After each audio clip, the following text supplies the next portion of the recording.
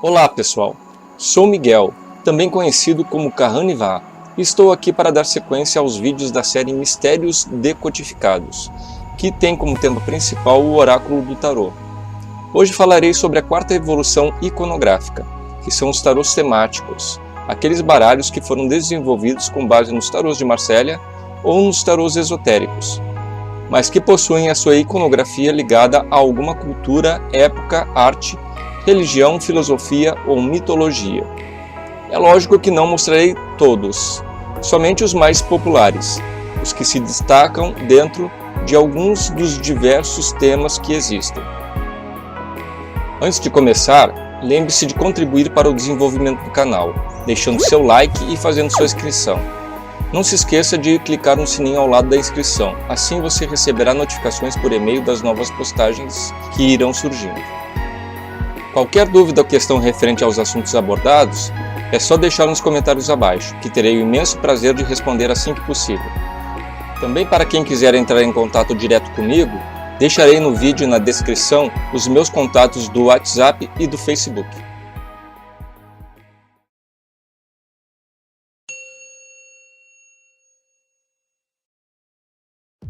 Começaremos com os tarôs que apresentam motivos egípcios, mas que diferem dos esotéricos, ou seja, não possuem conotação alguma com a magia, alquimia, cabala ou astrologia.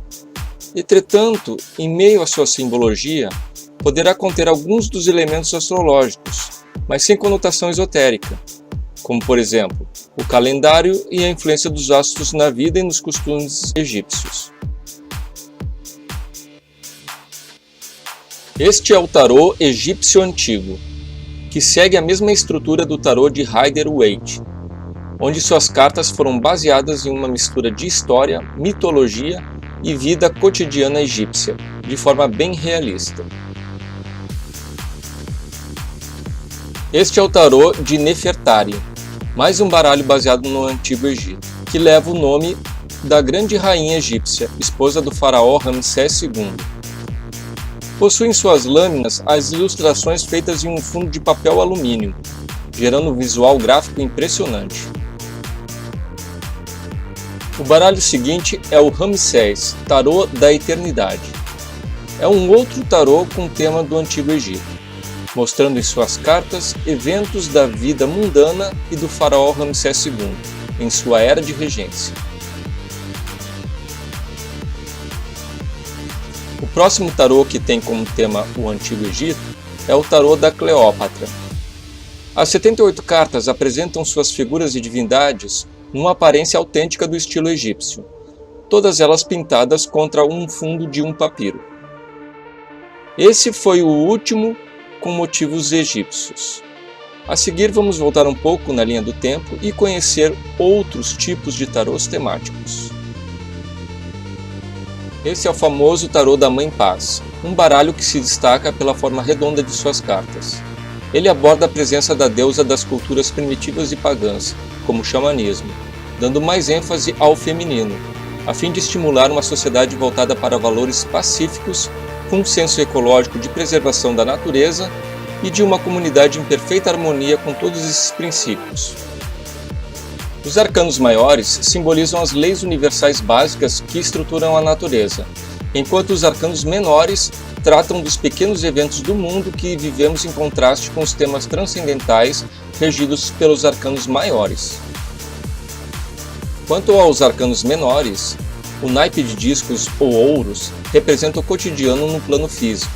O naipe de espadas, por ser ligado ao elemento ar, representa o pensamento criador. O naipe de copas é representado por vasos.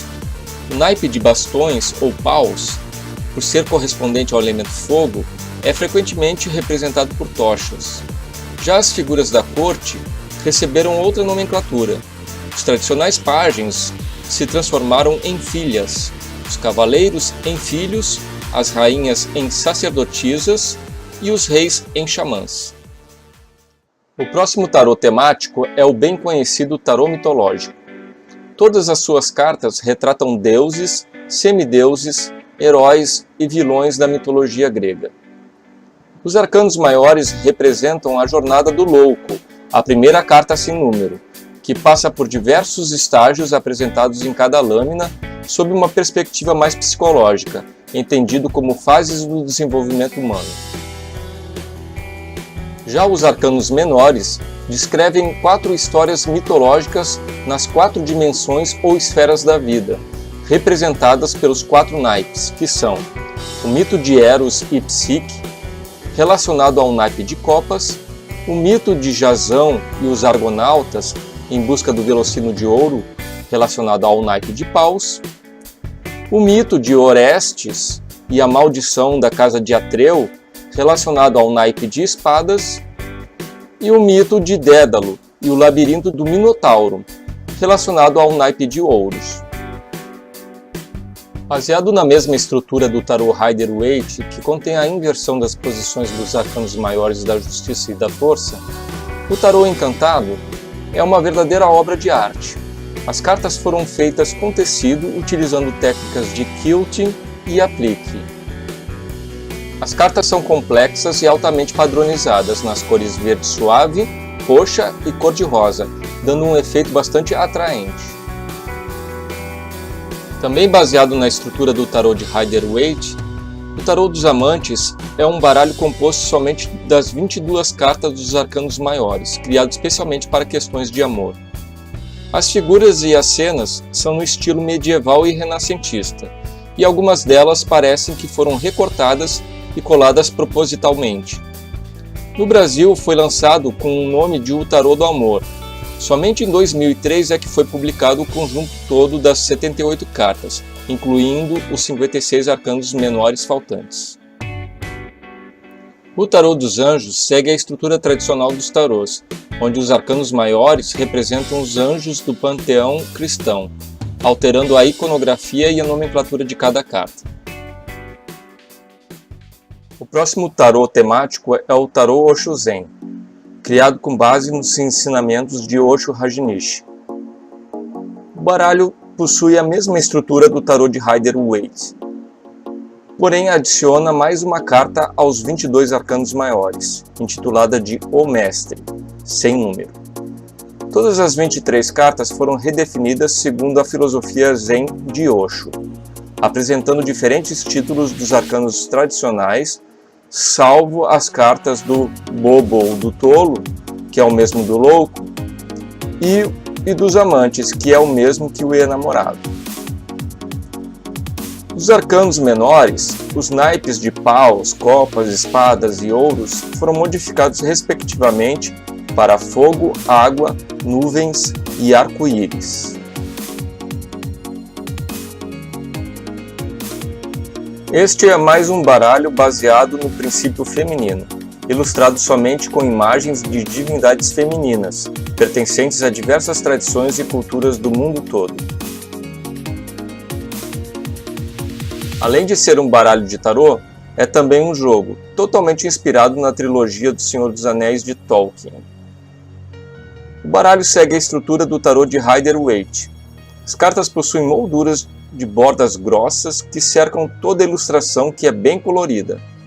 Em cada carta, logo abaixo da ilustração, está descrito uma citação de um dos livros da trilogia. Extremamente vibrante, o tarô de Bosch é baseado nas pinturas do artista holandês Hieronymus Bosch, onde suas cartas retratam seres humanos, monstros e visões no estilo próprio da arte. Este é um tarô celta, ilustrado no estilo dos quadrinhos por 2 autores diferentes. Gaudence, que criou os arcanos maiores com base nas lendas e mitologias celtas, e Tenura, que criou os arcanos menores, baseado nas figuras do tarô Rider-Waite, mas ligando cada naipe a um povo da Irlanda. Tarô criado no estilo das pinturas e gravuras do alemão Albert Dürer, onde suas imagens retratam a heráldica e os animais como símbolos alegóricos. O baralho mantém a estrutura tradicional das 78 cartas, com a carta do louco no início dos arcanos maiores, e quanto aos menores, modifica apenas a representação dos naipes. Ouros é representado por águias, espadas por raposas, copas por pombas e paus por leões. Baseado na obra de Boccaccio, que compreende um conjunto de 100 novelas, este baralho trata especificamente de erotismo, indicado somente para adultos. A proposta desse tarô é mostrar toda a expressão do amor de forma natural e sem mistério, o tanto que suas 78 cartas são totalmente ilustradas com homens e mulheres em variadas posições sexuais.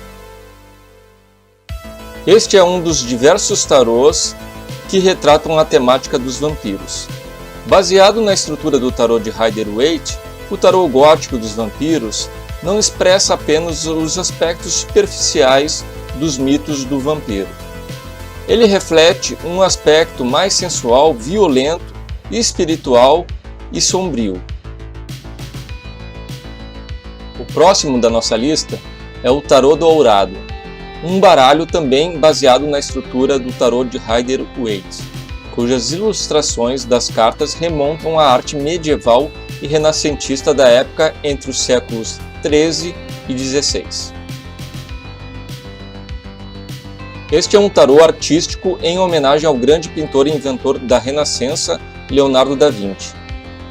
As imagens expressas nas cartas são inspiradas principalmente na arte de Da Vinci, mas também apresentam algumas de suas peças mais conhecidas. Este é o tarô dos animais divinos, que segue o mesmo padrão do tarô de Rider-Waite, mudando apenas alguns títulos dos arcanos maiores. Os arcanos maiores, assim como as figuras da corte, apresentam imagens em aquarela dos deuses e deusas de animais, enquanto o restante dos arcanos menores estão associados aos animais segundo a natureza do elemento relacionado ao naipe. Pentáculos, associado ao elemento terra, representam os mamíferos.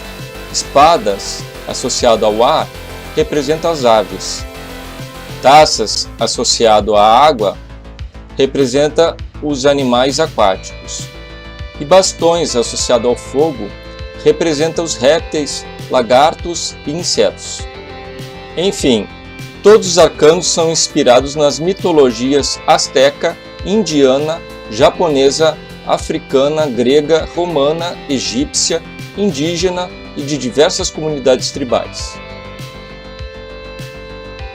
O tarô Druidcraft é estruturado conforme o tarô de Rider-Waite e combina as temáticas espirituais da Wicca e do druidismo em um belo conjunto de grandes cartas. E por último nós temos o tarô afro-brasileiro, totalmente dedicado às religiões de matriz africana, combinando elementos da cultura iorubá, do candomblé e da santeria, com os arquétipos comuns das cartas do tarô.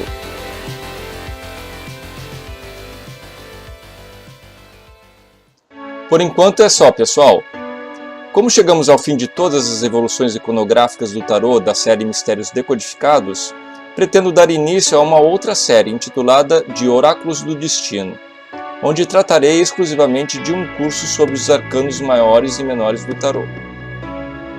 Por fim, deixo aqui o meu apreço e gratidão para todos que colaboraram de alguma forma para o desenvolvimento deste belíssimo trabalho.